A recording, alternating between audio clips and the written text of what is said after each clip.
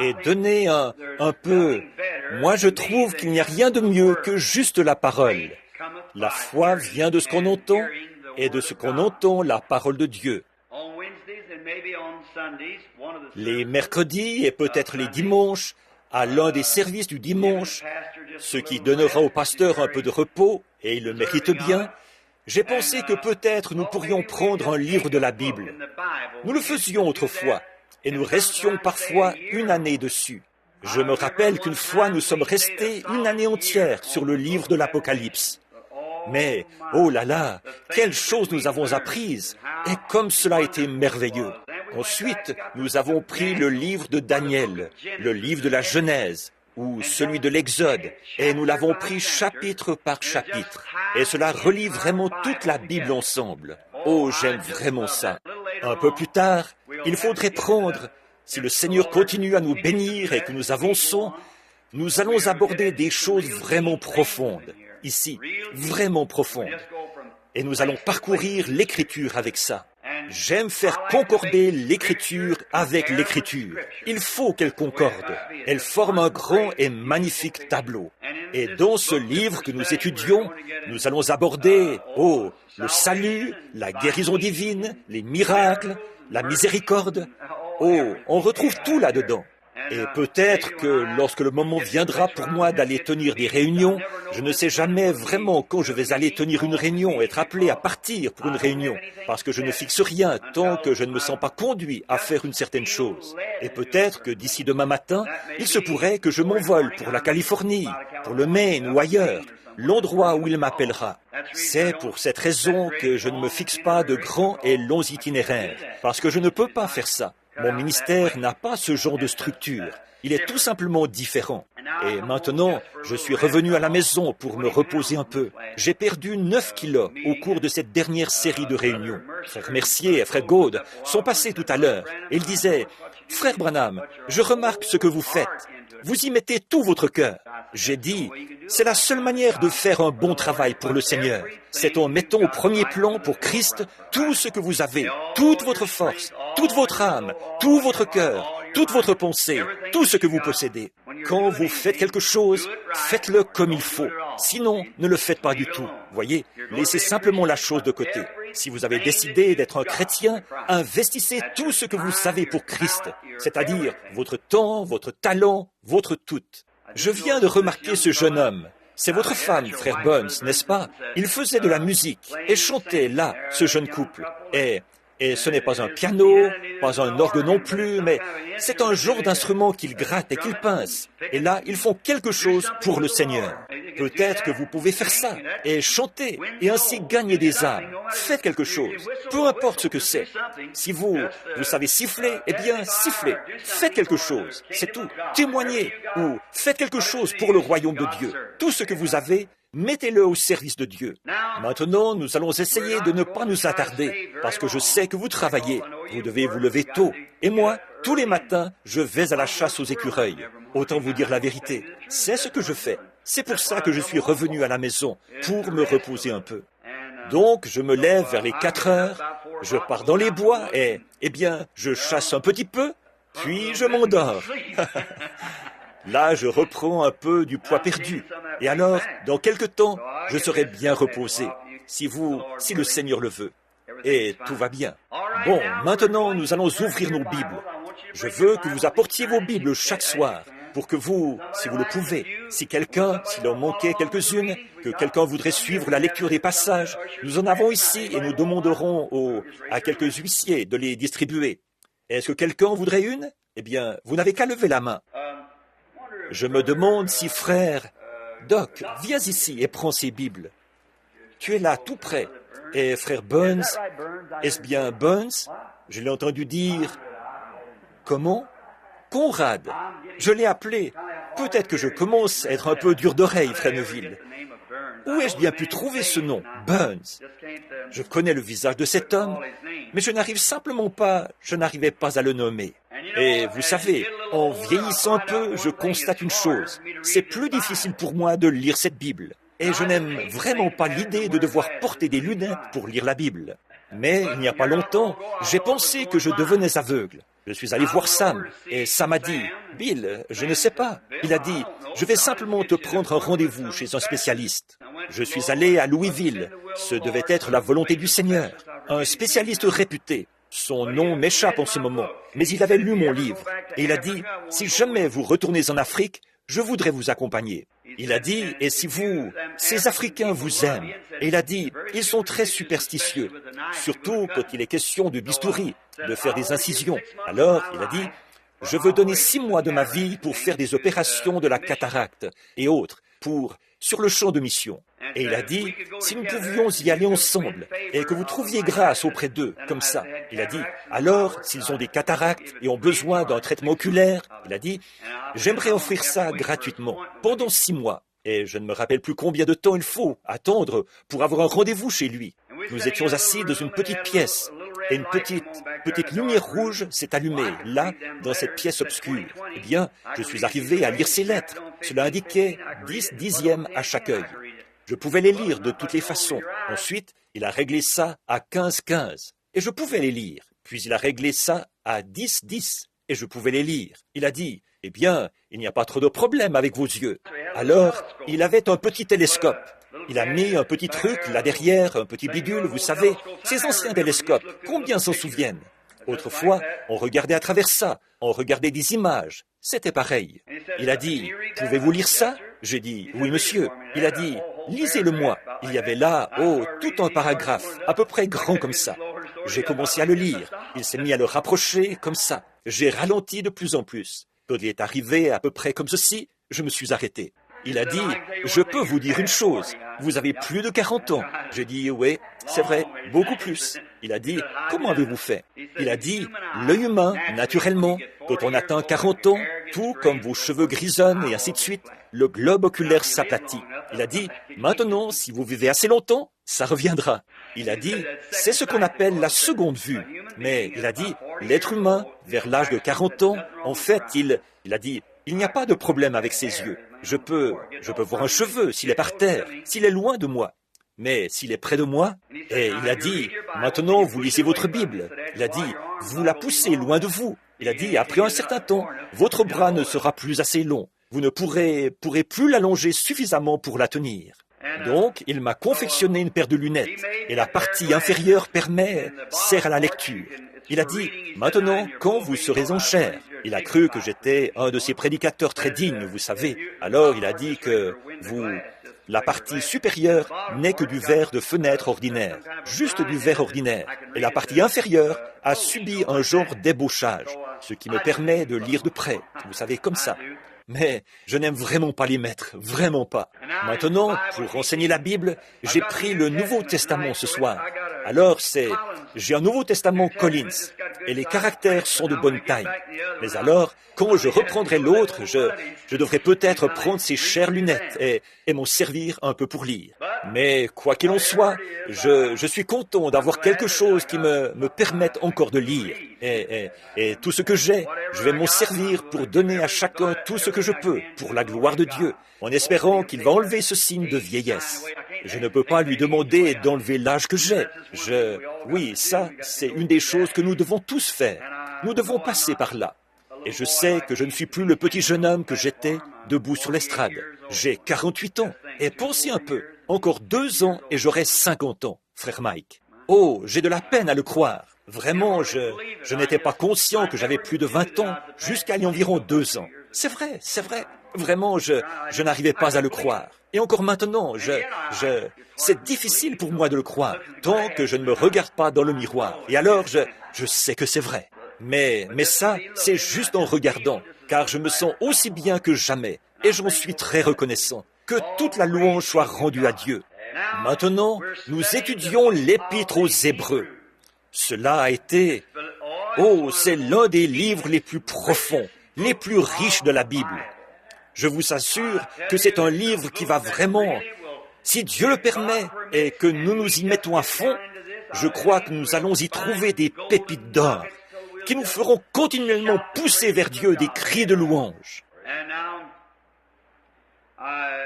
Et maintenant, l'Épître aux Hébreux, en fait, ce que c'est, on pense qu'elle a été écrite par Saint Paul, qui est sans doute le plus grand commentateur de la Bible que le monde ait jamais connu, après notre Seigneur Jésus-Christ.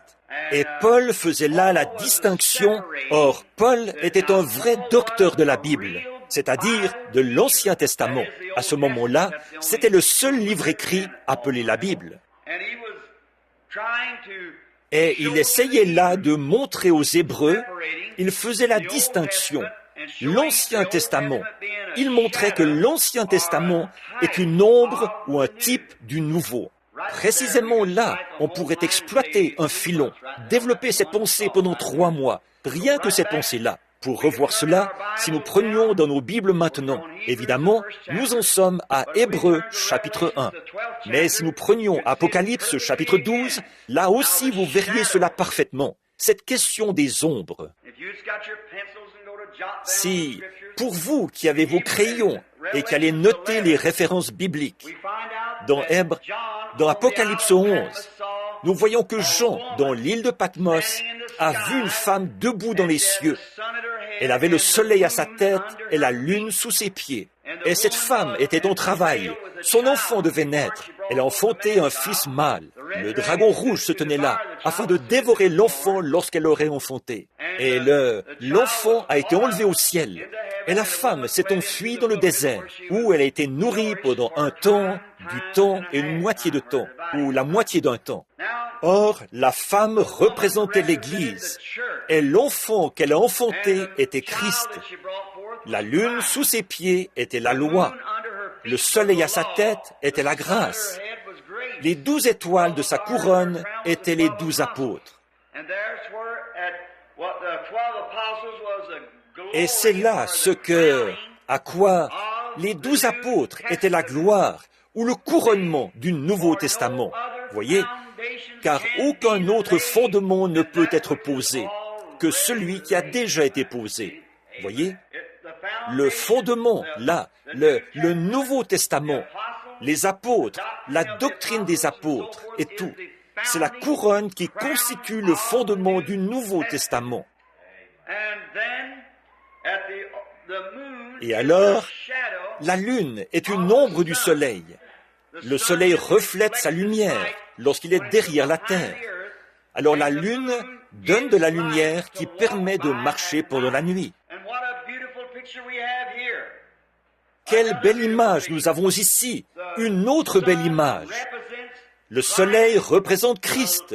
La lune représente l'Église. Ils sont vraiment comme mari et femme. Et en l'absence de Christ, l'Église reflète la lumière secondaire, l'Évangile. Et c'est la lumière dans laquelle marcher jusqu'à ce que le Fils se lève de nouveau. Alors l'Église et le Fils, la lune et le soleil se fondent l'un dans l'autre. Voyez, la lune est une partie du soleil et l'Église est une partie de Christ. Et pendant l'absence de Christ, l'Église reflète sa lumière à lui. Et alors, aussi sûr que nous voyons la lune briller, elle sait que le soleil brille quelque part. Et tant que l'Église reflète la lumière de Christ, Christ est vivant quelque part. Amen. Réfléchissez à ça. Or, la loi était un type de la grâce, mais la loi n'avait pas en elle le pouvoir de sauver. La loi était un policier. Le policier vous avait mis en prison, mais vous voyez, il a fallu la grâce pour vous faire sortir de la prison. Voyez? Ainsi, le sang de Christ, l'Évangile, nous délivre du péché.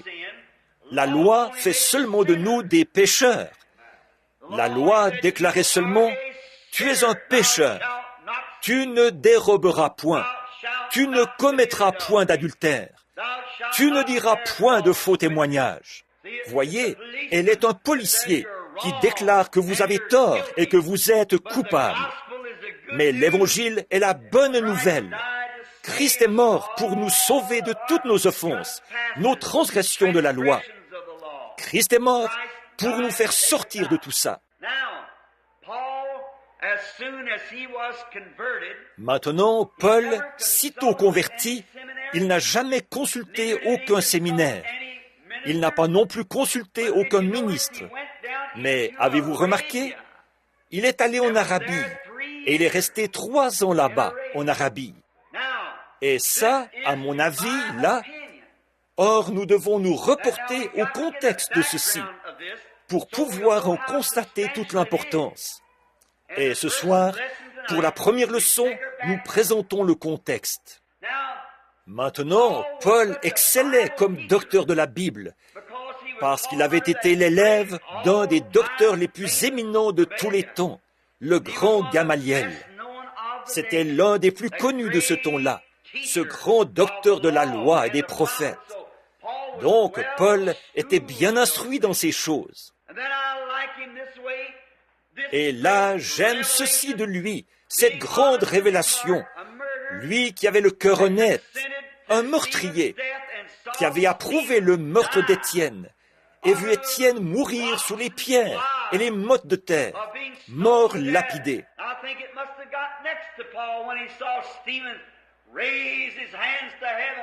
Je pense que ça a dû ébranler Paul quand il a vu Étienne lever les mains vers le ciel et dire « Je vois les cieux ouverts, je vois Jésus debout à la droite de Dieu. » Et il a dit « Père, ne leur impute pas ce péché. » Et il s'est endormi. Avez-vous remarqué ça? Il n'est jamais mort. Il s'est endormi. Tout comme, je ne crois pas qu'il ait senti une seule autre pierre. Tout comme un bébé qui s'endort sur la poitrine de sa mère. Étienne s'est endormi dans les bras de Dieu. Il y avait quelque chose en Paul. Ça l'a ébranlé.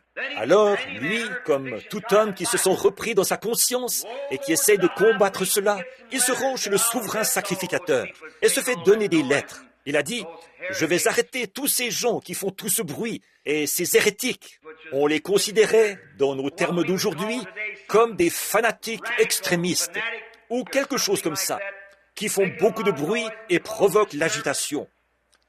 Nous allons simplement aller là-bas et régler ça.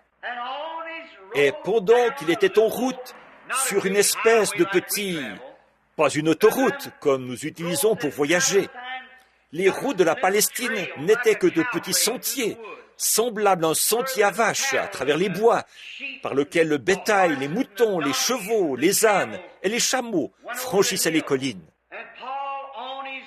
Et Paul, pendant qu'il était en route vers Damas, un jour, aux environs de midi, une grande lumière a resplendi et l'a jeté à terre.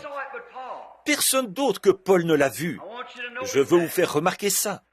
Et ici même, or ceci n'est pas par rapport à moi, mais c'est juste pour nous amener à voir le contexte, pour que vous sachiez que ce même Jésus, en effet, quand il était ici sur terre, il a dit « Je suis venu de Dieu et je retourne à Dieu ».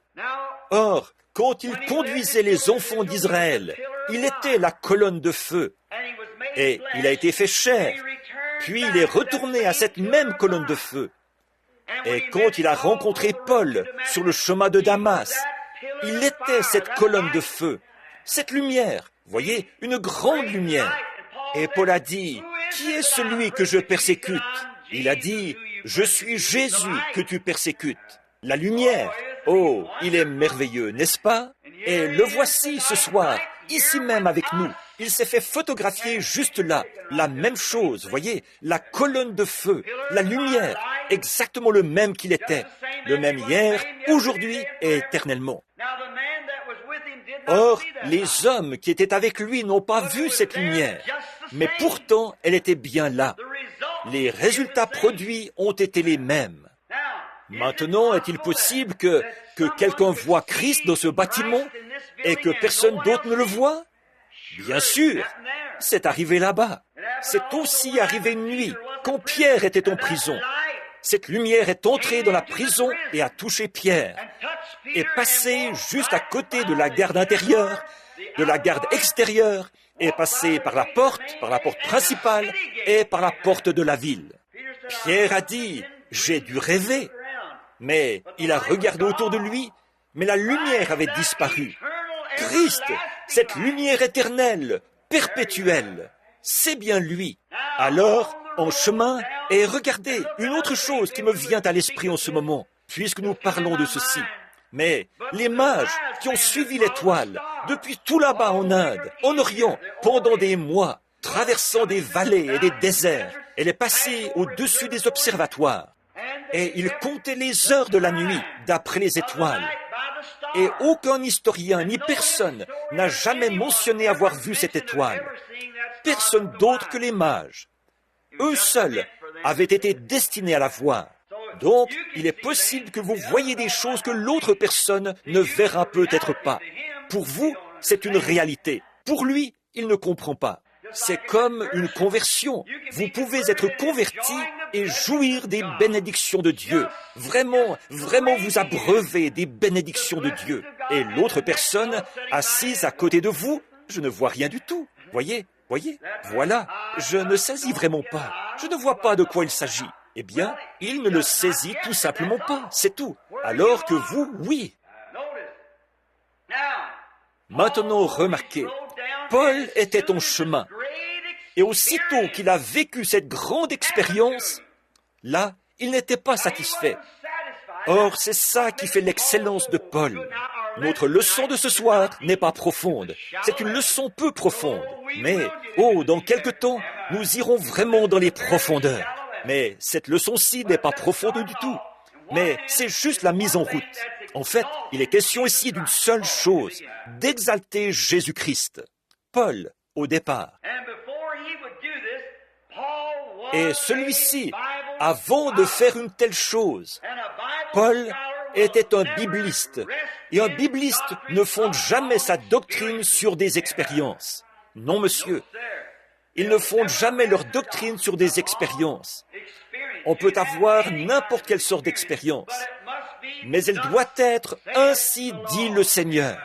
C'est vrai. Maintenant, dans l'Ancien Testament, ils avaient 3 moyens différents de connaître un message. D'abord, la loi. C'était simplement la loi. Puis, ils avaient le prophète, le songeur, et ils avaient l'Urim Tumim. Bon, ça, ce sera peut-être un peu profond. L'Urim Tumim était le pectoral qu'Aaron portait sur sa poitrine. Il y avait là-dessus 12 pierres, un jaspe, une sardoine, une émeraude, et ainsi de suite. Elles y étaient toutes, les 12 grandes pierres, sur le pectoral, ce qui indiquait qu'il était le souverain sacrificateur de toutes les tribus, des 12 tribus d'Israël.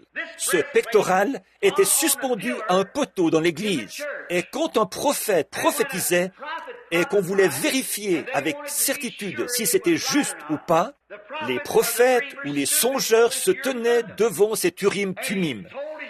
Et il racontait son songe ou sa vision, ce qu'il avait vu.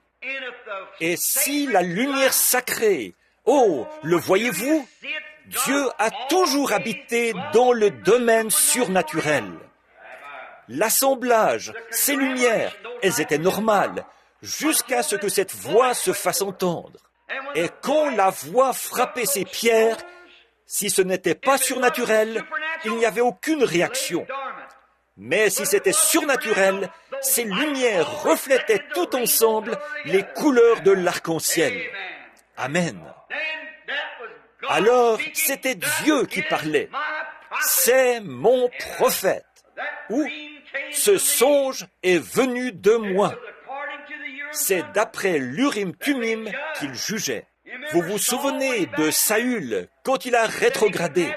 Il a dit qu'il n'arrivait pas à avoir un songe. Et le prophète Samuel était mort. Il n'y avait aucun moyen. Il a dit, même l'Urim ne veut pas me parler. Rien. Saül s'est tenu devant l'Urim. Et ses paroles sont restées lettres mortes. Voyez, Dieu l'avait simplement rejeté. Et cet Urim Tumim, c'était pour Aaron la confirmation de son sacerdoce. Après le départ d'Aaron, Moïse, le pectoral, était suspendu au poteau. Or, le sacerdoce d'Aaron a pris fin quand Jésus est mort. Et maintenant, nous présentons la différence entre la loi et la grâce. Mais nous avons toujours un Urim Tumim. Et Paul s'en servait. Voyez, L'Urim Tumim, aujourd'hui, c'est la parole immortelle, éternelle, perpétuelle de Dieu. Voyez? Car quiconque retranchera quoi que ce soit de ce livre ou y ajoutera quoi que ce soit, je ne veux rien qui ne s'y trouve pas, mais par contre, je veux tout ce qui s'y trouve. Voilà l'Église que nous voulons. Et il faut examiner toutes choses par la parole. C'est pour ça que j'ai reçu un mauvais accueil parmi les pentecôtistes récemment. C'est parce que j'ai dit que je ne pouvais pas comprendre en quoi de l'huile qui coule des mains ou du sang qui sointe sur le visage peuvent être le signe qu'on a le Saint-Esprit. Ce n'est pas biblique. Alors je ne pouvais tout simplement pas l'accepter. Il faut que cela vienne de la parole. Et Paul, voilà, il aimait vraiment beaucoup la parole. Donc, avant de témoigner de la grande expérience qu'il avait vécue, il est allé en Égypte. Il y est resté pendant 3 ans. Je crois que c'était 3 ans. 3 ans là-bas en Égypte. Et vous savez ce que je crois qu'il a fait? Je crois qu'il a pris l'Ancien Testament et qu'il a sondé à fond tout l'Ancien Testament. Et il a constaté que c'était indiscutablement là le Messie. Il devait vérifier par la Bible la validité de son expérience. Amen. Oh là là. Regardez-le quand il était en prison. Si vous remarquez, il y a une période de la vie de Paul où il est en prison, là, pendant longtemps. Il a écrit l'épître aux Éphésiens. Il a écrit cette épître aux Hébreux. Voyez, il avait du temps. Dieu l'a mis à l'écart là-bas, dans une prison. Et il a écrit ses épîtres aux églises. Une à l'église d'Éphèse. Il en a écrit une à l'église pentecôtiste. Il avait beaucoup de problèmes avec eux. Il avait plus de problèmes avec l'église pentecôtiste qu'avec n'importe qui d'autre. C'est encore le cas. Néanmoins, il était reconnaissant pour eux. La seule chose qu'il pouvait leur enseigner, quand ils se réunissaient, un avait une langue, un avait un psaume, un avait une sensation, un avait une impression. Il ne pouvait pas leur parler de sécurité éternelle. Il ne pouvait pas leur parler de prédestination. Il ne pouvait pas leur parler. C'étaient des bébés, tous. Il fallait qu'ils ressentent quelque chose, ou qu'ils voient quelque chose, ou qu'ils aient des sensations bizarres, ou quelque chose autour d'eux, une preuve quelconque. Mais je crois que lorsqu'il parlait aux Éphésiens, il pouvait annoncer que Dieu nous a prédestinés à être des fils et des filles, et nous a adoptés, a fait de nous ses enfants en Jésus-Christ, avant la fondation du monde.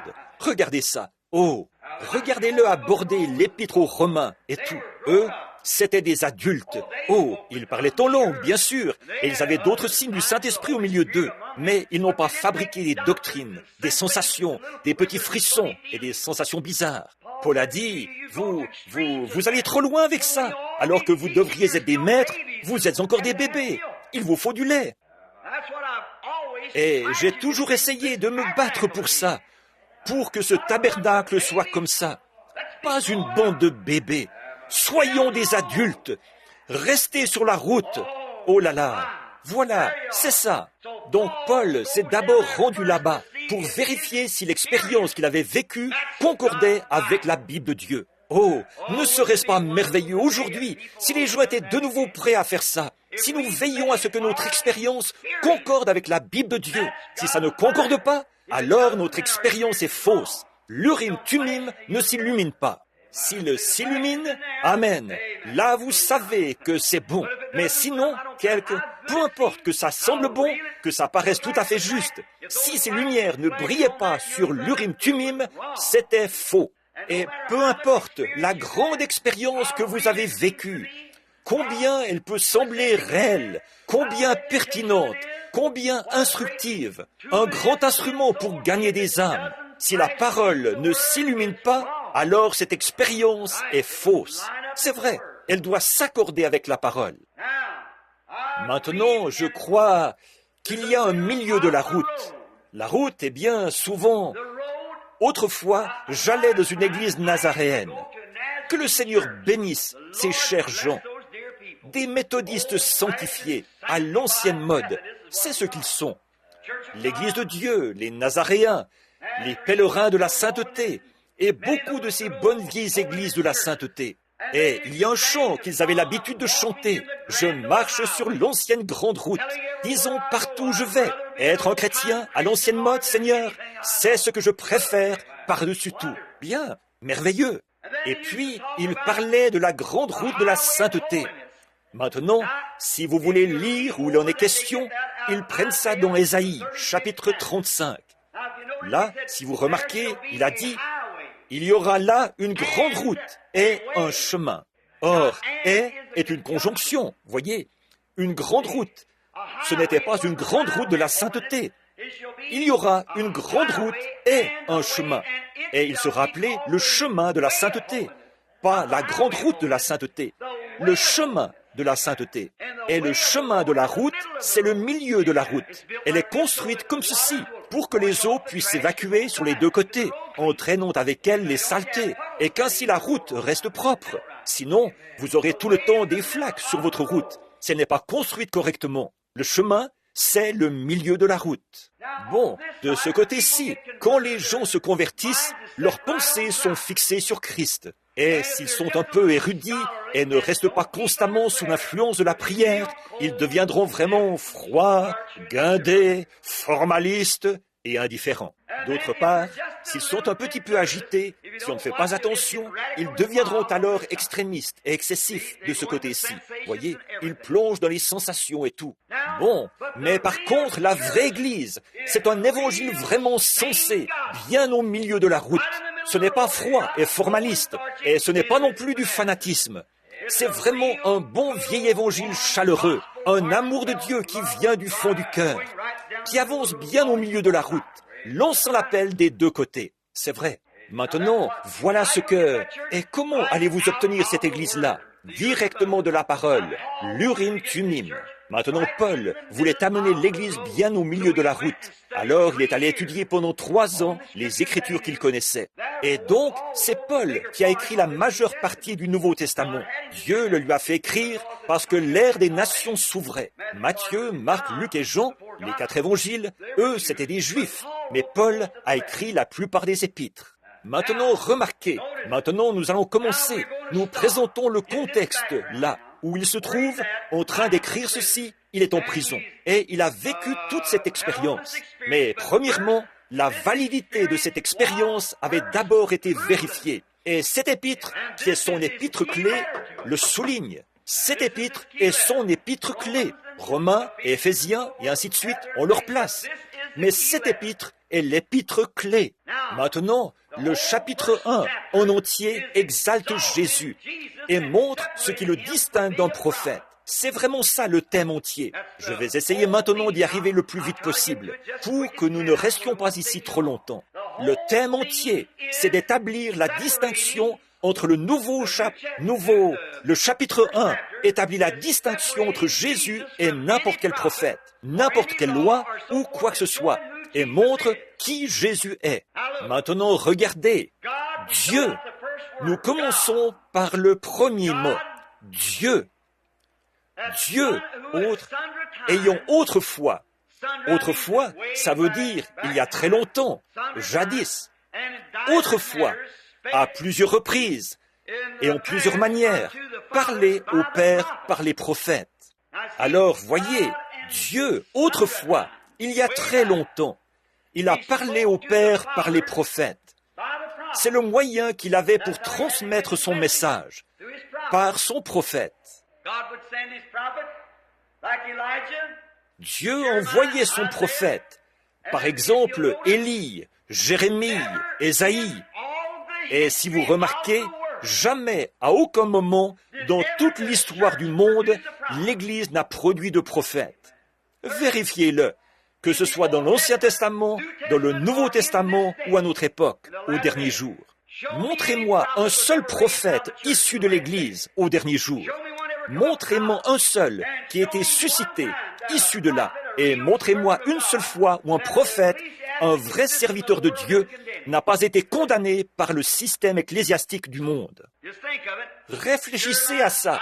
Jérémie, Ésaïe, tout au long de l'Ancien Testament, on les condamnait. Jésus a dit, vous ornez les tombeaux des prophètes, vous les blanchissez, et c'est vous qui les avez mis dedans. C'est vrai. L'Église continue à le faire. Regardez Saint Patrick. Vous, les catholiques, vous le revendiquez. Il n'est pas plus catholique que moi, c'est vrai, mais vous le revendiquez. Regardez Saint François d'Assise. Vous le revendiquez. Il n'est pas plus catholique que moi. Regardez Jeanne d'Arc. Vous l'avez brûlée sur le bûcher comme sorcière, parce qu'elle avait des visions et qu'elle était spirituelle. Vous l'avez brûlée sur le bûcher, alors que cette femme implorait miséricorde. Ils l'ont brûlée sur le bûcher. Une centaine d'années plus tard, ils ont découvert que c'était une prophétesse, que c'était une servante de Dieu. Oh, bien sûr, vous vous êtes infligé une grande sanction. Vous avez déterré les corps des prêtres et les avez jetés au fleuve. Vous ornez les tombeaux des prophètes, et c'est vous qui les avez mis dedans. C'est vrai. Jamais, à aucun moment, le système ecclésiastique n'a produit un homme de Dieu. Il ne l'a jamais fait. Il ne l'a pas fait aujourd'hui, et il ne le fera jamais. Pour Dieu, la religion organisée n'a jamais été un thème. La plus ancienne église organisée du monde, c'est l'église catholique. Luther en deuxième. Puis arrive Zwingli. Après Zwingli vient Calvin. Calvin. Ensuite les anglicans. Les anglo-saxons ont pris la relève. Puis l'église anglicane. Et le roi Henri VIII, quand il a protesté et tout, et ainsi de suite, jusqu'aux méthodistes de Wesley, aux nazaréens, aux pèlerins de la sainteté, et ainsi de suite, jusqu'aux derniers, les pentecôtistes. Tous, ils se sont organisés. Et la Bible nous enseigne clairement que l'Église catholique est une femme de mauvaise vie et que les églises protestantes et leurs organisations sont ses filles. Apocalypse 17. C'est tout à fait exact. Donc, elles sont cependant pas les gens. Il y a de bonnes gens dans toutes ces églises, des gens saints, sauvés. Mais Dieu n'appelle pas les siens par une organisation. Il les appelle en tant qu'individus.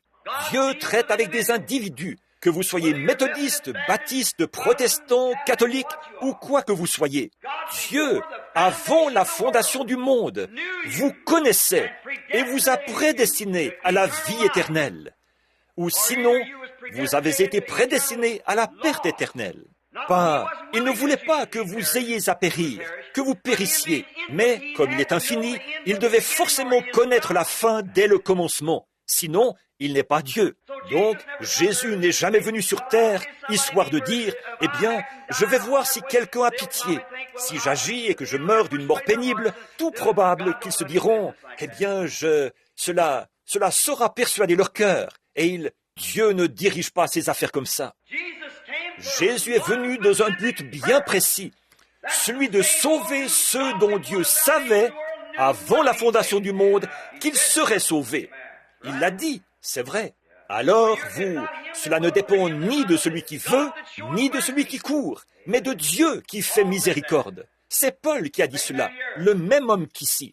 Il a dit, c'est pour cette raison que Dieu a pu dire, avant que ni Ésaü, ni Jacob ne soient nés. Il a dit, j'aime l'un et je hais l'autre. Avant que ni l'un ni l'autre des garçons ne soient nés, Dieu savait qu'Ésaü était un escroc. Et il savait que Jacob était qu'il aimait son droit d'aînesse. Donc, avant même que le monde ait été formé, il savait ce qu'il en était. Là, nous allons découvrir dans un instant qui était celui qui le savait. Ce chapitre traite ce point.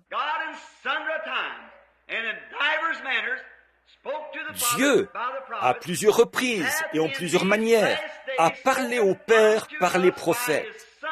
À la fin de ces jours-là, nous a parlé dans le Fils. A fait quoi? Nous a parlé en ces derniers jours par son Fils. Alors, d'après vous, donc, un prophète, ce serait quoi? Donc, est-ce qu'on pourrait avoir un prophète à notre époque? Absolument. Est-ce qu'il pourrait parler par nous? Bien sûr. Mais les prophètes d'autrefois, c'était l'esprit de Jésus-Christ. Maintenant, éclaircissons cela, parce que je crois que cela ne pénètre pas bien. Bon, là, c'est comme l'école du dimanche. Alors nous voulons que ce soit bien clair. Voyez? Remarquez, prenons par exemple l'Esprit de Dieu qui était en Moïse, qui préfigurait Jésus-Christ. Tous les personnages de l'Ancien Testament préfigurent la croix. Moïse, à sa naissance, l'enfant approprié. caché parmi les gens, enlevé à ses parents, et ainsi de suite, et il était un roi ou un conducteur, un législateur, un intercesseur, un sacrificateur. Tout ce qu'il était préfigurait Christ. Regardez Joseph, aimé de son père, haï de ses frères, et vendu pour presque 30 pièces d'argent, jeté dans une fosse. On pensait qu'il était mort. Il en était retiré. Pendant sa persécution, l'échanson a été sauvé et le boucher perdu. 2 brigands sur la croix. Et alors, quand il en est ressorti, il est sorti de cette fosse et a été placé à la droite de Pharaon. Du côté commercial, la plus grande, la nation qui avait battu tout le reste du monde. Et personne ne pouvait venir à Pharaon sans passer par Joseph. Jésus, assis à la droite de Dieu, et personne ne peut venir à Dieu sans passer par Christ. Et quand Joseph quittait le trône et sortait, des hommes criaient devant lui et faisaient retentir les trompettes. Ils sonnaient de la trompette et disaient « À genoux, Joseph arrive !» Et quand Jésus viendra, une trompette sonnera, et tout genou fléchira, et toute langue confessera. Oui, monsieur, c'était lui. Et quand Joseph est mort, il a laissé un mémorial à ceux qui attendaient la délivrance. Il n'y a pas longtemps, j'ai posé la main sur ce vieux cercueil. Il était en plomb. Son corps était censé rester. Ses os. Il a dit, « Ne m'enterrez surtout pas ici, car un jour Dieu va vous visiter. » Il était prophète. Dieu va vous visiter. Et il a dit, « Quand vous partirez pour le pays promis, emportez mes os. » Tous ces vieux Hébreux, le dos roué de coups et ensanglantés, pouvaient jeter un coup d'œil vers ce cercueil et dire, « Un jour, nous partirons d'ici. » Jésus a laissé un mémorial, un tombeau vide. Un jour, quand nous nous rendrons à la tombe, nos bien-aimés, nous entendrons le bruit des petites mottes de terre, au moment où on dira, « Les cendres retournent aux cendres, la poussière à la poussière et la terre à la terre. » Mais frères, nous pourrons regarder au-delà de la mer à un tombeau vide. Un jour, nous partirons d'ici. Nous irons à la maison. Il vient. Tout a été présenté sous forme de type. Regardez David, rejeté par son propre peuple, détrôné par son propre peuple. Lui qui était roi de Jérusalem, il a été chassé de Jérusalem par son propre peuple. Et en montant sur la montagne des Oliviers, il a regardé derrière lui et il a pleuré. Il avait été rejeté. 800 ans plus tard, le fils de David, le roi de Jérusalem, s'est assis sur une colline et il a pleuré parce qu'il avait été rejeté. C'était l'esprit de Christ en David. Tout préfigurait la croix. Ces prophètes d'autrefois, ils parlaient en son nom, ils vivaient en son nom, ils agissaient en son nom. Bien sûr, Dieu autrefois, à plusieurs reprises et de plusieurs manières, a parlé au Père par les prophètes, mais en ce dernier jour, par son Fils.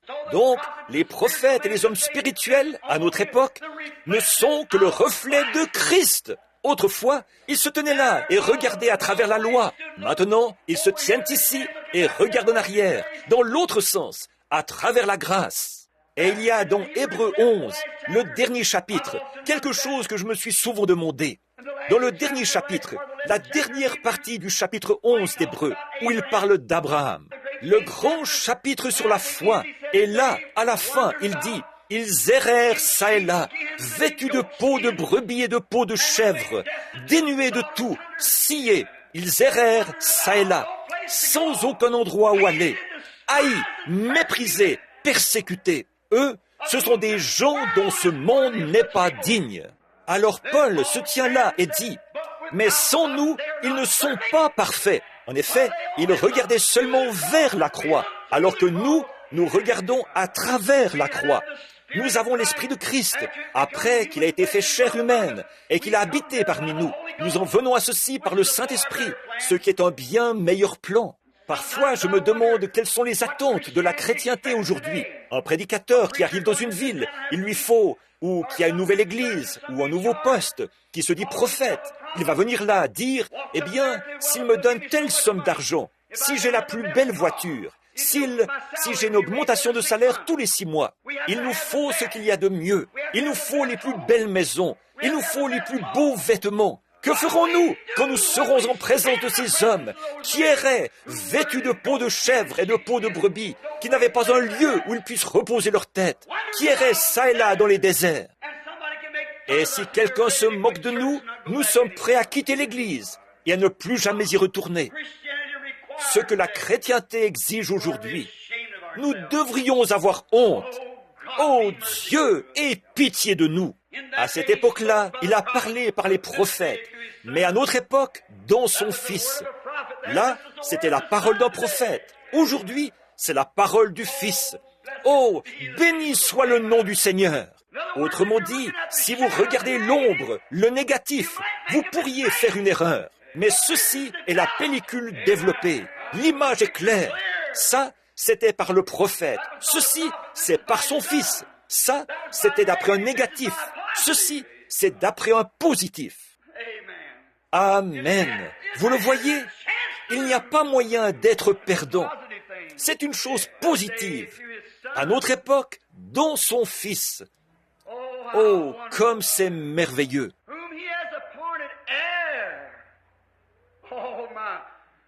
Qu'il a établi héritier. Oh là là, héritier de toutes choses. Qu'est-ce que c'était? C'était une désignation. Oh, écoutez, il a été établi, Christ a été établi héritier de toutes choses. Oh, ça, le diable savait depuis le jardin d'Éden. Vous voyez, lorsque le diable a entendu cette parole là-bas, ce jour-là, lorsque le jugement a été prononcé sur ces gens, il a dit, parce que tu as été tiré de la poussière, tu retourneras dans la poussière, et la postérité de la femme écrasera la tête du serpent. Une postérité promise. Satan a constamment guetté l'arrivée de cette postérité. Quand Abel est né, il s'est dit, ça y est, voilà la postérité. Et il a tué Abel. Son fils, Caïn, a tué Abel. Et dès qu'Abel est mort, il s'est dit, j'ai eu la postérité. Il l'avait tué. Il s'est dit, je l'ai eu. Mais la mort d'Abel, la naissance de Seth, c'était de nouveau une résurrection. Regardez comment étaient les descendants. Cette lignée de Seth, une descendance d'hommes humbles et justes. Elle s'est perpétuée dans Enoch. Elle s'est perpétuée jusqu'à Noé, jusqu'à la fin de la destruction antédiluvienne. Regardez la lignée de Caïn. Ils sont devenus des gens intelligents, instruits, la science. La Bible ne dit-elle pas, Jésus n'a-t-il pas dit que les enfants de ce monde sont plus sages que les enfants du royaume?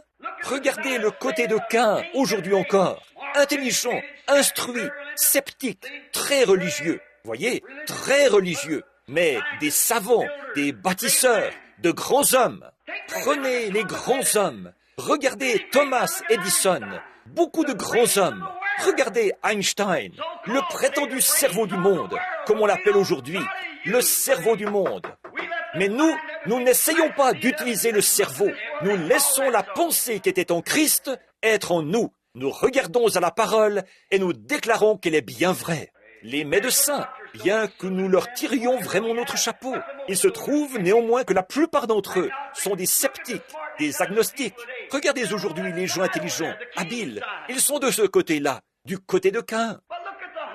Par contre, regardez ceux qui sont humbles et doux. La voilà, la résurrection de nouveau. Oh, béni soit le nom du Seigneur. Voilà, c'est ça.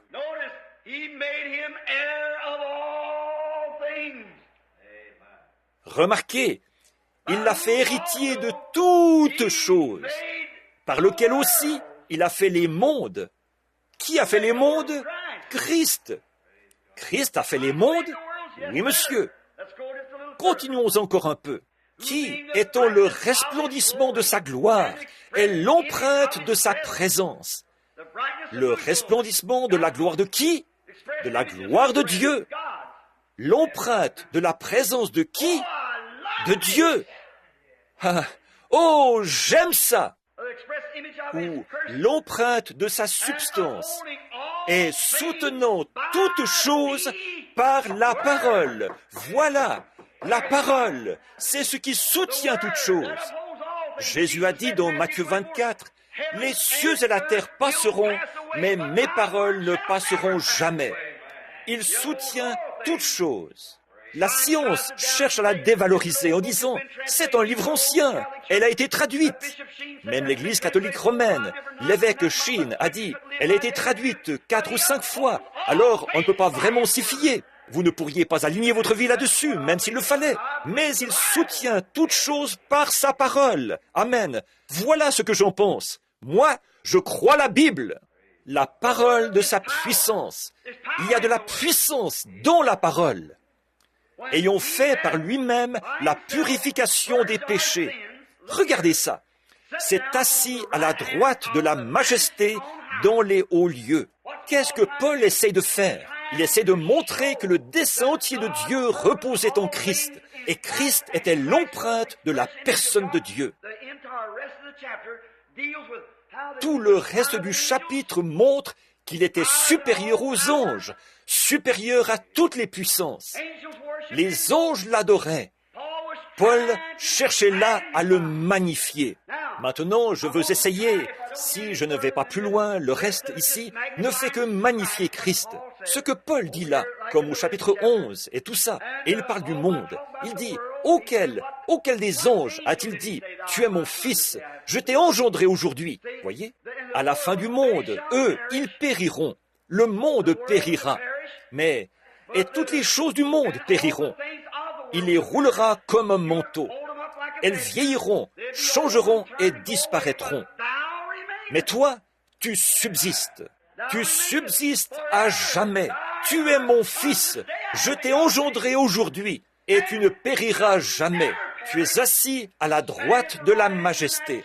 La droite, qu'est-ce que ça veut dire? Ça ne veut pas dire que Dieu a une main droite sur laquelle quelqu'un est assis. La droite, ça veut dire la puissance et l'autorité. Il a autorité sur tout ce qui est dans le ciel et sur la terre. Et tous les cieux et la terre ont été faits par lui. Mais qui est donc ce type formidable, ce personnage formidable? Christ. Regardez, Dieu dans le Père, le Fils et le Saint-Esprit. C'est une trinité, mais ce n'est pas une trinité de personnes. C'est une trinité de fonctions d'un Dieu unique. Il était le Père qui conduisait les enfants d'Israël. C'était sa fonction, le grand Jéhovah Père. Et il a habité sur la terre, s'est appelé le Fils. Et maintenant, il habite dans son Église, s'appelle le Saint-Esprit. Pas 3 dieux, un seul Dieu en 3 fonctions. Père, Fils et Saint-Esprit. Les gens essayent de faire de lui 3 dieux différents. Dieu le Père. C'est pour ça qu'aux Juifs, on ne pourra jamais faire accepter ça à un Juif. Non, pas ça. Il ne peut pas. Il a un commandement qui dit « Je suis le Dieu unique ». Il n'y a qu'un seul Dieu. En Afrique, ils baptisent de 3 manières différentes. Ils baptisent une fois pour le Père, une fois pour le Fils et une fois pour le Saint-Esprit.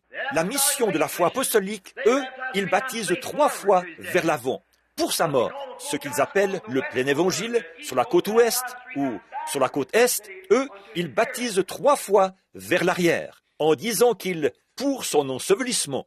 Et il dit, quand il est mort, il est tombé en avant. Un autre dit, attends, un homme est sur le dos quand on l'enterre. Juste des petites choses techniques, alors que tous les deux ont tort. Les deux ont tort, d'après l'Écriture. L'Urim Tumim, c'est ceci. Avec ça, c'est réglé. Maintenant, tenez, représentons cela par une image et voyons à quoi cela ressemble ce soir. Voici, si vous voulez le voir, tout au long de mes quelques 25 années dans le ministère, j'ai étudié cela et je me suis souvent posé des questions au sujet des dons dans l'Église. Les dons, qu'est-ce que c'est? La prophétie, le parler en langue, l'interprétation des langues, la révélation divine et ainsi de suite. Tout cela vient de Christ. Maintenant, regardez. Christ est le chef de tout et il est le chef de l'Église. Avez-vous déjà vu un gros diamant? Un gros diamant qui est bien taillé. On en a enlevé des petits éclats qui s'en sont détachés en le taillant. C'est ça qui en fait un bon diamant. Pourquoi y a-t-il des éclats? Le vrai diamant, pour l'obtenir, il faut qu'il soit meurtri. Le vrai diamant, là, qu'on trouve. J'étais à Kimberley. Vous, beaucoup d'entre vous, vous avez entendu dire qu'on peut ramasser des diamants dans la rue. C'est exact. Billy et moi et M. Bosworth, le président des mines de diamants de Kimberley, c'était mon huissier, là, pendant les réunions. Et ils nous ont emmenés là-bas, et simplement il les extrait à environ 500 mètres sous terre. En sortant de là, ça ressemble à de la pierre bleue, de grosses pierres bleues, semblables au grès bleu qu'on trouve ici autour. Ils les envoient, les indigènes de là-bas, à 500 mètres sous terre pour les extraire, afin de maintenir le prix fort. Le fleuve là-bas est gardé sur des centaines de kilomètres. Mais si on y allait avec des seaux de 40 litres, il a dit, et qu'on les remplisse de sable, si on pouvait les emporter à la maison, on serait multimillionnaire, tellement ils contiendraient de diamants. Mais ces gens doivent travailler en faire l'extraction pour qu'il reste au prix fort. Donc, le diamant, quand il sort de là, il ressemble un peu à un gros morceau de verre, rond et lisse. Il y a le diamant bleu, le diamant noir, émeraude, et le diamant incolore, le diamant blanc. Mais quand il sort de là, ensuite, quand on le façonne et qu'on l'utilise, il y a une partie de lui-même que ce diamant doit perdre. Il doit perdre les éclats qu'on en détache. On en détache de petits éclats, parce que, comme ça, quand il est exposé à la lumière directe, ça le fait scintiller. Les éclats, c'est ce qui produit le scintillement, la manière dont il est taillé. Quand il est taillé, facetté, c'est là qu'il produit un scintillement. Une taille produira une lumière verte, l'autre une lumière bleue, et peut-être une autre une lumière émeraude, et une lumière rouge. Différentes lumières s'en échappent, semblables aux couleurs de l'arc-en-ciel. C'est ce qu'on appelle les feux d'un diamant. Or, chacune de ces lumières, elle représente des dons. Mais c'est Christ, lui seul, qui est le diamant. C'est lui qui est venu et qui a été meurtri et blessé et taillé afin de pouvoir ainsi se refléter comme une lumière pour le monde. Il est ce diamant principal. Pouvez-vous imaginer, avant même qu'il y ait une terre, avant qu'il y ait une lumière, avant qu'il y ait une étoile, avant qu'il y ait quoi que ce soit, il y avait une grande source qui jaillissait, l'esprit, et de cette source sortait l'amour le plus pur, parce qu'il n'y avait que l'amour qui pouvait sortir de là. Bon, nous, ce que nous appelons amour aujourd'hui, c'est un amour perverti, mais en recevant en nous l'essence, ou un tout petit peu de cet amour-là, c'est ce qui change toute notre opinion. Ensuite, de là est sorti un autre ruisseau, de cette source principale, de ce diamant, et celui-là s'appelait la justice absolue. Alors, voilà pourquoi il fallait que nous ayons la loi. Voilà pourquoi, avec la loi, doit venir le jugement. Si la loi n'entraîne aucun jugement, la loi ne sert à rien. Et lorsqu'un jugement a été prononcé par la loi, qui produit la mort, alors personne d'autre que Dieu lui-même ne pouvait expier cette peine. Et il a expié notre peine de mort. Il a pris nos péchés sur lui, afin que nous devenions en lui la justice de Dieu. Alors, quand ces grandes lumières sont sorties, ou ces grands rayons de l'esprit, l'amour, la paix, ça, c'est tout ce qu'il y avait.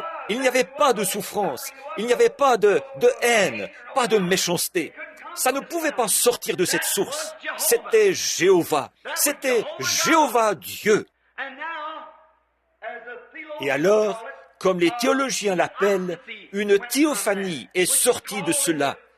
Ce qui a été appelé dans l'Écriture le Logos qui est sorti de Dieu. C'est difficile à expliquer, mais c'était une partie de Dieu.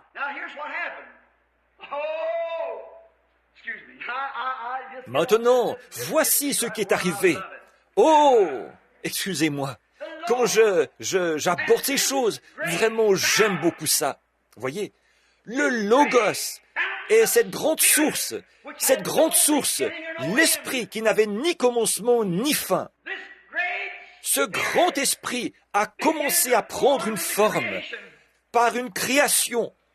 Et le Logos qui en est sorti était le Fils de Dieu. C'était la seule forme visible qu'avait l'esprit. Et c'était une théophanie, ce qui signifie un corps. Et ce corps ressemblait à un homme. Moïse l'a vue quand elle a passé à travers près du rocher.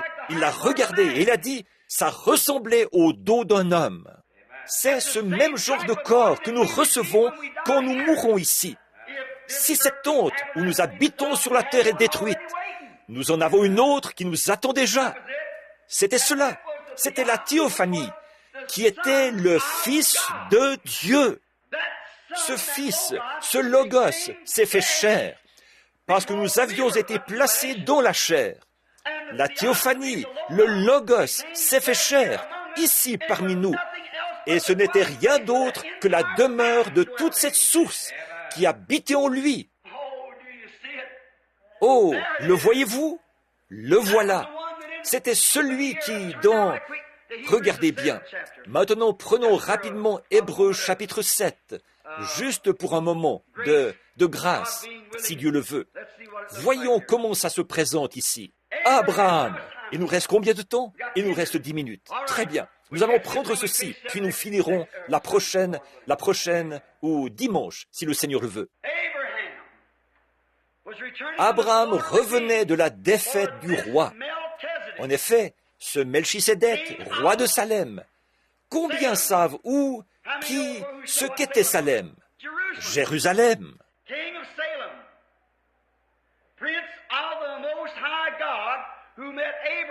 Roi de Salem, prince du Dieu très haut, qui alla au devant d'Abraham lorsqu'il revenait de la défaite des rois, qui le bénit. Écoutez, et à qui Abraham donna la dîme de tout.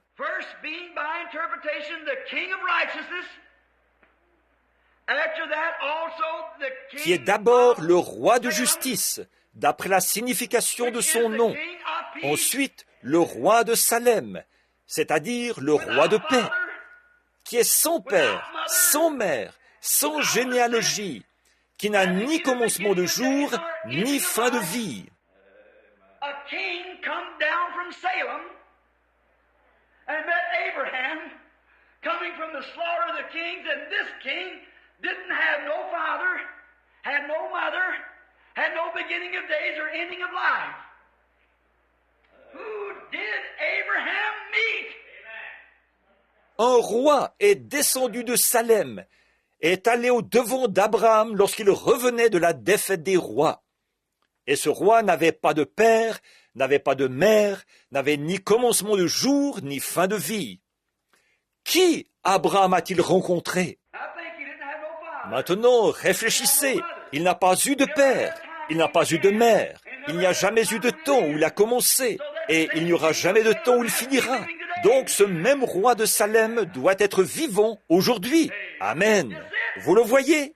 C'était cette théophanie, c'était ce Fils de Dieu. Quel Salem? Cette Jérusalem d'en haut qu'Abraham, étant béni, cherchait à trouver. Il essayait de trouver la cité dont Dieu est l'architecte et le constructeur. Il allait ça et là, vêtu de peau de brebis et de peau de chèvre, partout, dénué de tout, errant. Il cherchait une cité dont Dieu est l'architecte et le constructeur. Et il a rencontré le roi de cette Salem, qui était descendu et lui a donné la dîme de tout le butin. Amen. Voilà, c'est lui. Oh, frère Graham, c'était lui. C'était lui. Abraham l'a revu. Un jour, il était assis dans la tente. Il a regardé pour voir qui arrivait là-bas. Et il a vu 3 hommes qui venaient. Vous savez, il y a quelque chose chez le chrétien qui fait qu'il reconnaît l'esprit quand il le voit, quand il le reconnaît, tout simplement. Il y a là quelque chose de spirituel. Les choses spirituelles se discernent spirituellement. Vous savez, oui, il peut détecter ça s'il est réellement né. Mes brebis connaissent ma voix. Et il a reconnu qu'il y avait là quelque chose. Il est sorti en courant et il a dit, « Entre, mon Seigneur, assieds-toi, arrête-toi un peu. J'irai prendre un morceau de pain et je le mettrai dans ta main.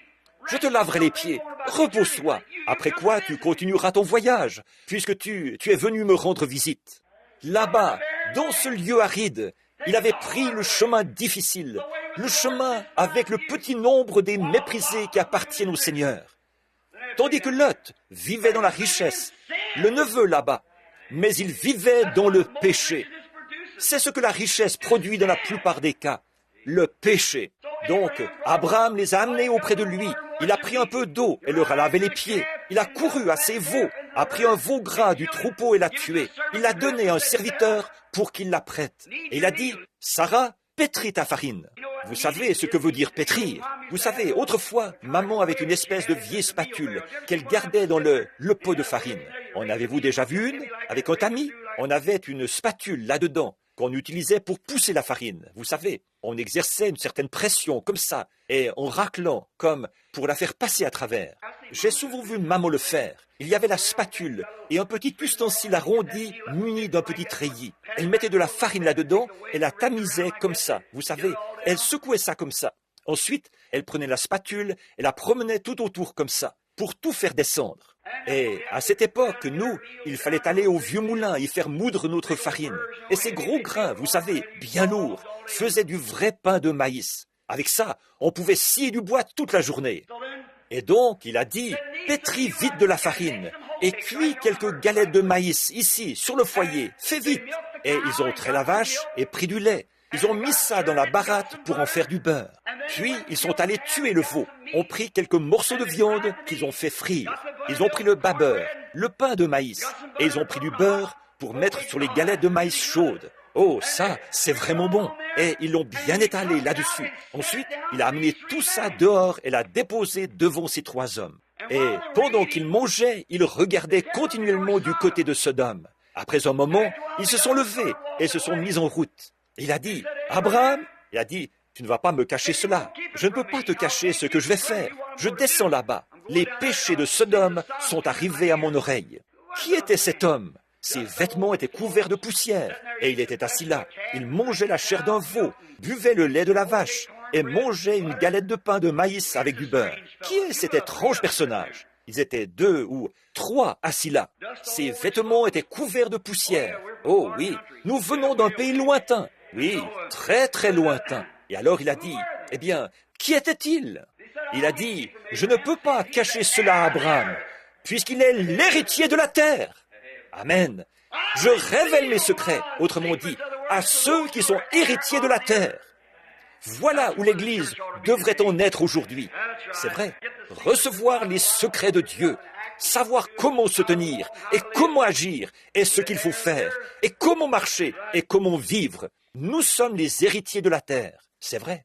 Il vous le révèle parce qu'il ne va rien vous cacher. C'est pourquoi nous regardons arriver ces choses. Le monde dit, ah, ce n'est que du fanatisme. Laissez-les dire. L'héritier de la terre connaît ces choses, car ils seront appelés fils de Dieu. Heureux ceux qui sont doux, car ils hériteront la terre. Il leur fait connaître ses secrets, les leur révèle, il leur montre ce qu'il faut faire et comment vivre, abandonner les choses du monde, marcher saintement et vivre saintement dans le siècle présent, marcher constamment avec lui, que le monde dise ce qu'il voudra. Donc, il a dit, je ne peux pas cacher ce secret à Abraham, en effet, puisqu'il est l'héritier de la terre. Mais il a dit, je descends détruire Sodome, je descends. Monsieur, que vas-tu faire? D'où viens-tu? De quoi s'agit-il? Et nous voyons qu'il a dit, et autre chose, Abraham, tu as attendu 25 ans cette promesse que je t'ai faite. Tu as préparé toutes les couches, les épingles et tout pour ce bébé. Il y a déjà 25 ans. Tu as continué à t'attendre à moi. Maintenant, je vais te visiter vers la période de la vie. À la période de la vie, le mois prochain, je serai avec toi. Et Sarah se trouvait derrière, dans la tente. Cet homme avait le dos tourné à la tente.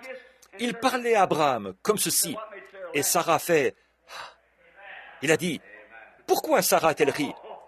Oh, oh, oh, qu'est-ce que vous dites de ça? C'était un bel exploit de télépathie, ça, n'est-ce pas?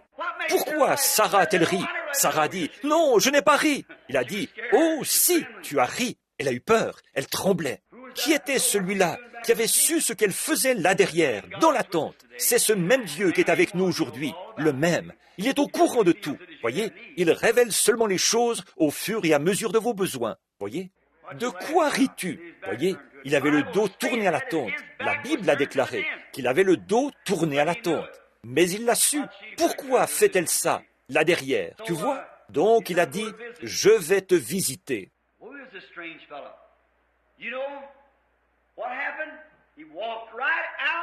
Qui est cet étrange personnage?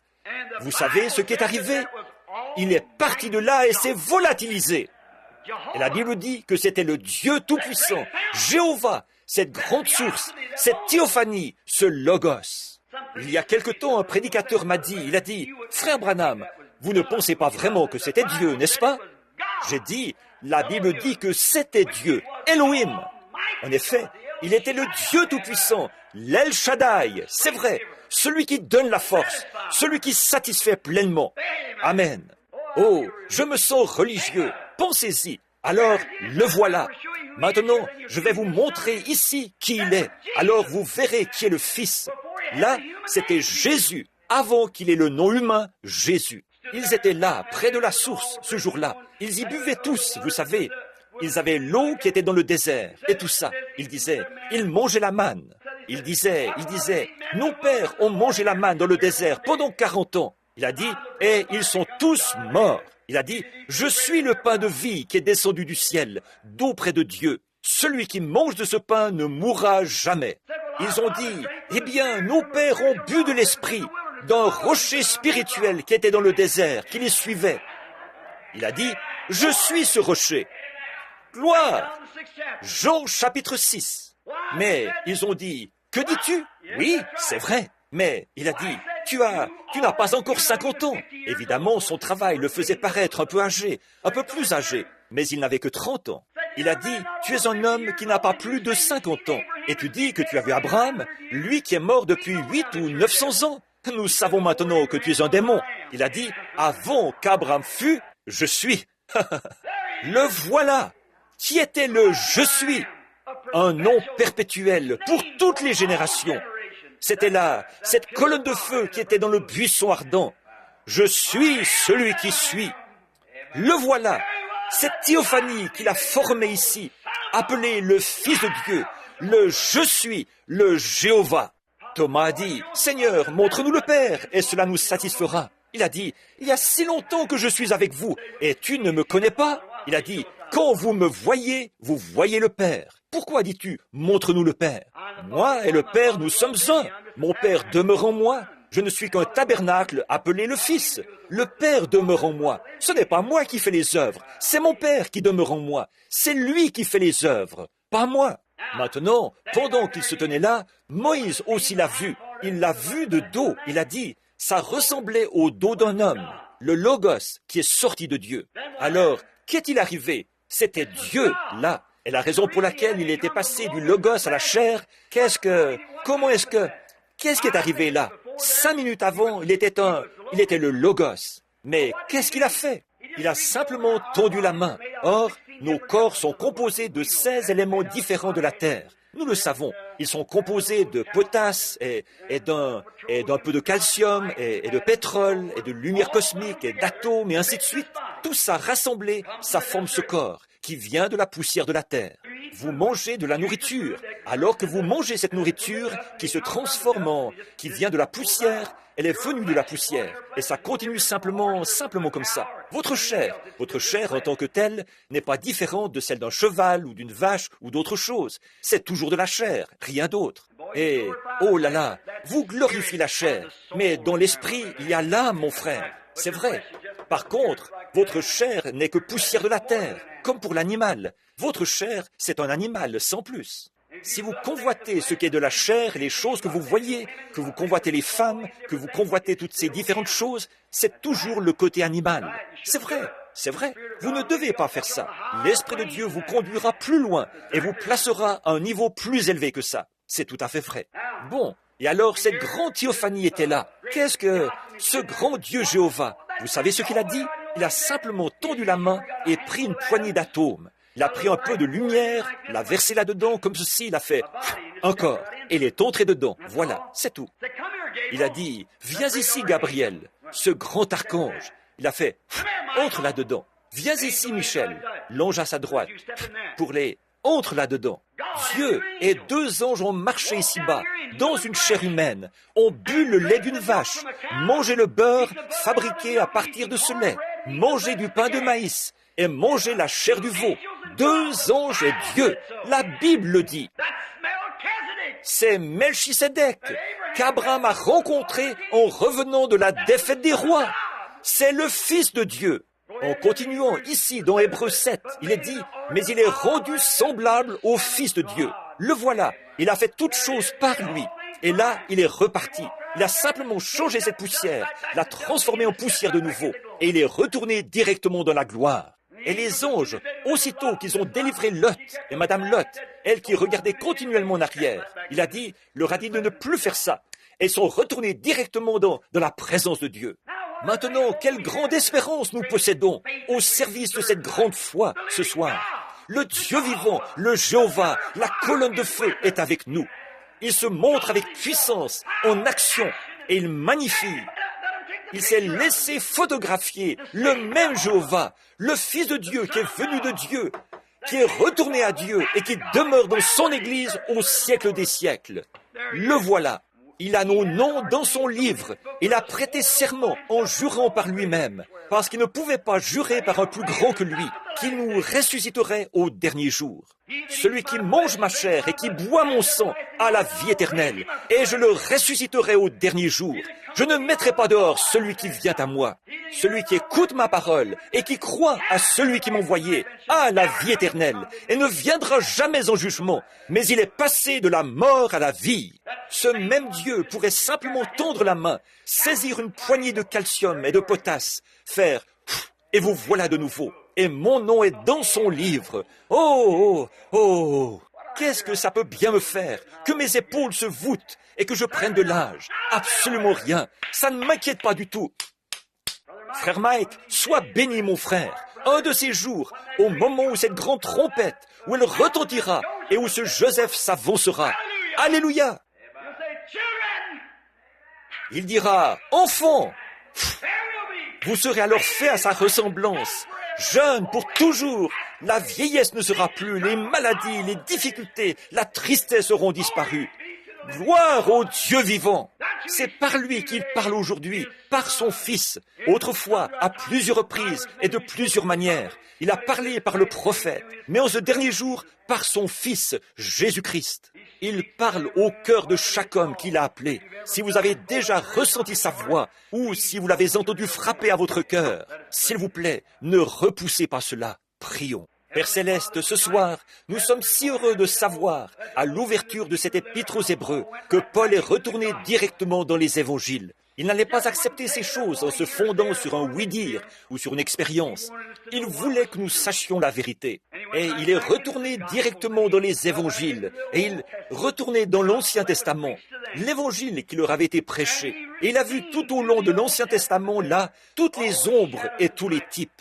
C'est grâce à cela que nous avons cette grande épître aux Hébreux ce soir. Nous la regardons, Seigneur, et nous l'aimons. À travers les âges, on l'a brûlée, on l'a disséminée, on a cherché à l'éliminer. Mais la parole continue à avancer malgré tout. En effet, tu as dit, les cieux et la terre passeront, mais mes paroles ne passeront pas. Alors le sceptique pourrait dire, eh bien, vous avez dit que Paul avait écrit cela. Pas Paul, mais Dieu qui était en Paul, cet être créateur qui était à l'intérieur de Paul. Tout comme il était en David, quand celui-ci a dit « Je ne permettrai pas que mon sein voie la corruption, et je n'abandonnerai pas son âme dans le séjour des morts. » Et le Fils de Dieu a pris ces paroles venant de ce prophète, et il est allé directement dans les entrailles du séjour des morts. Il a dit « Démolissez ce tabernacle, et en 3 jours, je le relèverai. » Et il l'a fait. Parce que la parole de Dieu ne peut pas faillir. Pas un seul iota ne peut faillir. Combien nous sommes reconnaissants à Dieu pour ceci, ce grand Urim-Tumim, et de savoir que nos expériences, ce soir, Seigneur, se reflètent ici même, dans cette Bible. Nous sommes nés de nouveau. Nous avons le Saint-Esprit. Dieu bien-aimé, s'il y a un homme ou une femme ici ce soir, un garçon ou une fille qui n'a jamais eu ce témoignage, comment pourront-ils ressusciter s'il n'y a pas de vie à l'intérieur? Oh, ils disent, j'ai la vie. Mais la Bible dit, celle qui vit dans les plaisirs est morte, quoique vivante. Tu dis que tu as la vie, mais tu es mort. Tu prétends, dit la Bible, avoir la vie, mais tu es mort. Tu dis que tu es riche et que tu n'as besoin de rien, mais tu ne sais pas que tu es misérable, pauvre, nu, aveugle, et que tu ne le sais pas. Et c'est dans cet état que sont les églises ce soir, Seigneur.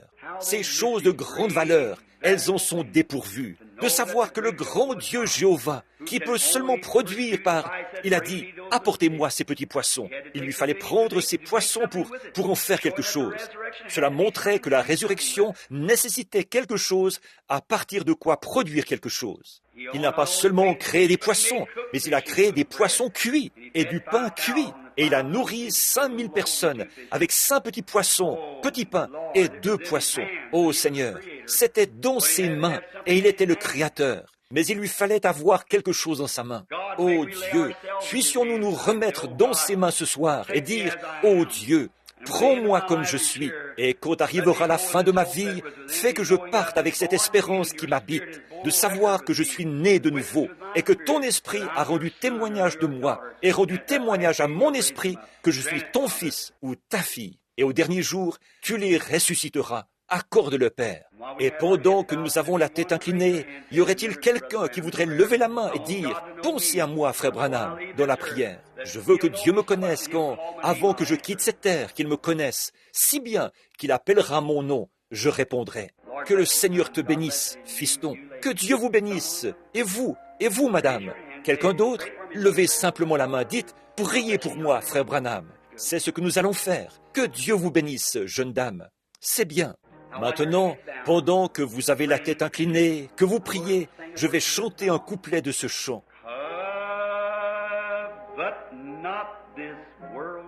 Ne convoite pas les vaines richesses qui passent rapidement. Bâtis ton espoir sur les choses éternelles. Elles ne passeront jamais.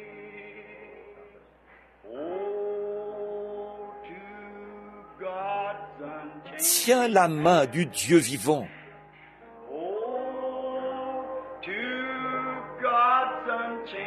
Tiens la main du Dieu vivant. Bâtis ton espoir sur les choses éternelles. Tiens la main du Dieu vivant. Maintenant, pendant qu'elle joue et que vous avez la tête inclinée, voulez-vous simplement lever la main et dire « Oui, Seigneur, voici la mienne ». Qu'est-ce que ça va faire? Ça va montrer que votre esprit, qui est en vous, a pris une décision. Je veux ta main, Seigneur. Que Dieu te bénisse, petite fille. Je veux bien lever ma main. Que Dieu te bénisse, petite fille, là-bas. C'est bien, ma chérie. Dieu, tu sais, il est content de te voir faire ça. Laissez venir à moi les petits enfants. Je veux, ô Dieu, que tu tiennes ma main. Et en ce jour-là, je veux être dans ta main, afin que lorsque tu appelleras, je puisse venir. Oui, comme Lazare l'était. Que Dieu vous bénisse, sœur. À la fin de notre voyage,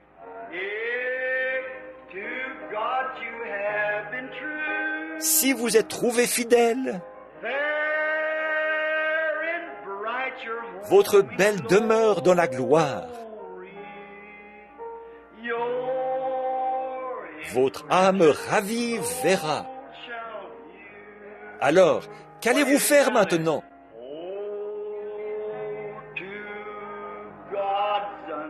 Tiens la main du Dieu vivant.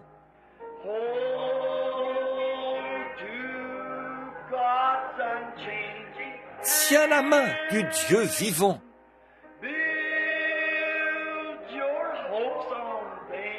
Bâtis ton espoir sur les choses éternelles.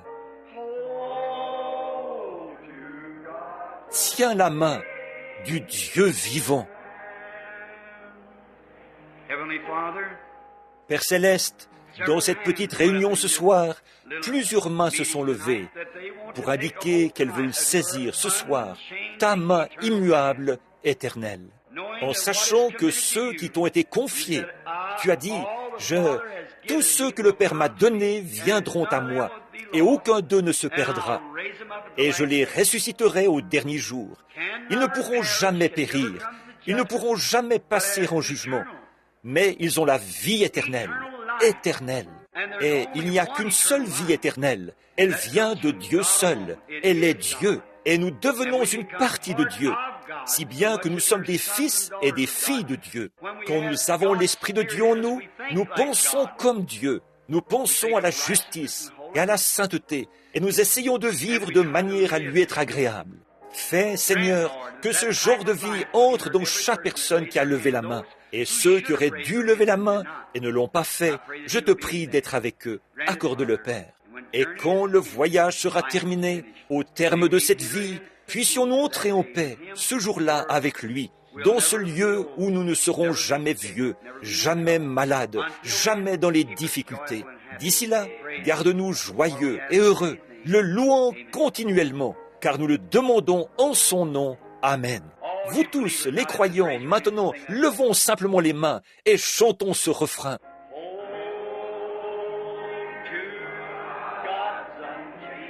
Tiens la main du Dieu vivant.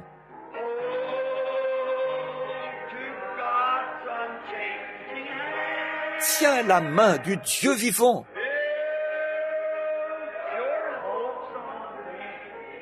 Bâtis ton espoir sur les choses éternelles. Tiens la main du Dieu vivant. Maintenant, fredonnons-le. Pendant que vous faites ça, dites à votre voisin, que Dieu te bénisse, voisin.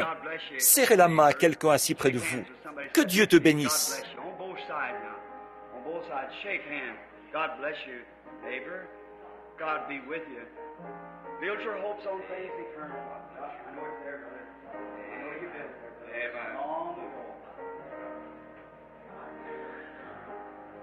Des deux côtés, là, des deux côtés, serrez-vous la main. Que Dieu te bénisse, voisin. Que Dieu soit avec toi. Bâtis ton espoir sur les choses éternelles. Doc, je sais que c'est là, frère. Je sais que tu l'as vécu, frère Neville, il y a longtemps. À la fin de ce voyage, ça va arriver un de ces jours. Si nous sommes trouvés fidèles, nous verrons là, frère Stewart, votre belle demeure dans la gloire.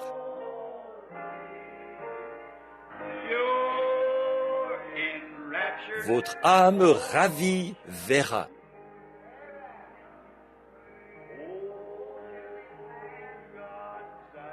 Tiens la main du Dieu vivant.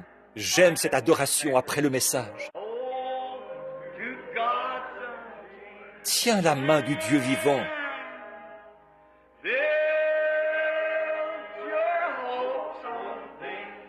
Bâtis ton espoir sur les choses éternelles. Tiens la main du Dieu vivant.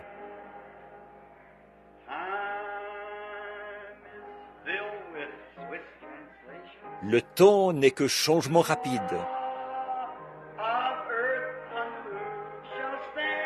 Rien sur terre n'est immuable. Bâtis ton espoir sur les choses éternelles. Tiens, cherchons à le voir, cet être invisible qui est au milieu de nous en ce moment, et adorons-le simplement, en chantons maintenant.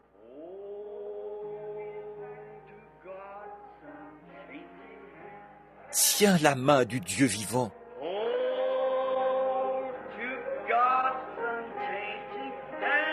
Tiens la main du Dieu vivant.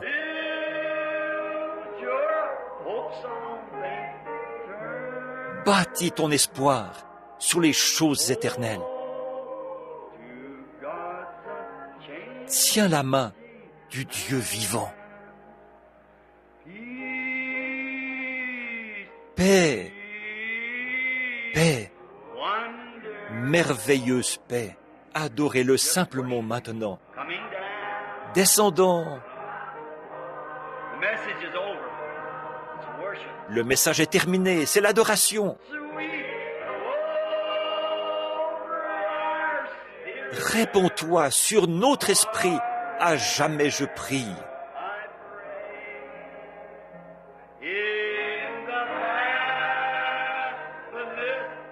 En d'infinies vagues d'amour. Laissez-le vous inonder. Paix, paix, merveilleuse paix, descendant de cette grande source, elle s'ouvre maintenant, céleste.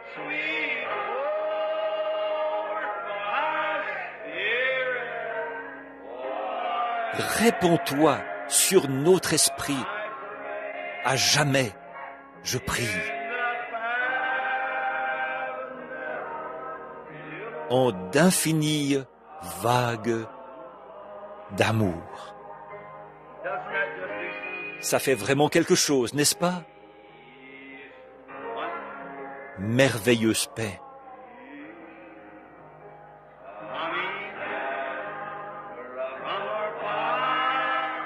Descendant de notre Père céleste. Répands-toi sur notre esprit. À jamais, je prie. En d'infinies vagues d'amour. Isn't there something about it just rich and sweet? Wonder if there's a sick person who wants to be anointed and prayed for. If there is, find your place. Is there the lady in a wheelchair there? Just let her remain. I'll come pray for her. She won't have to get in the chair. Another?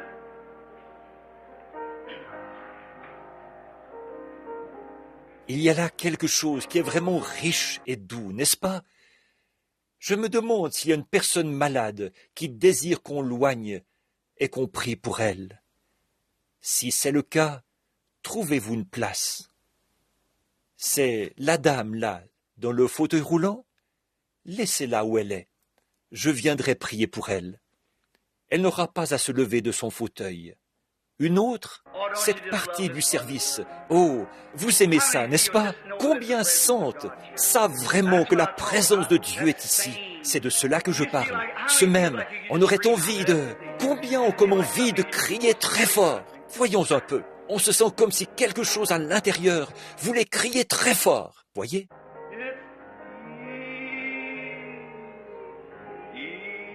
C'est la paix. Paix. Merveilleuse paix.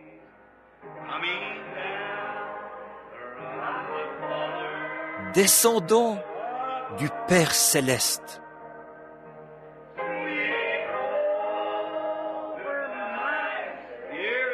Répands-toi sur mon esprit. À jamais, je prie.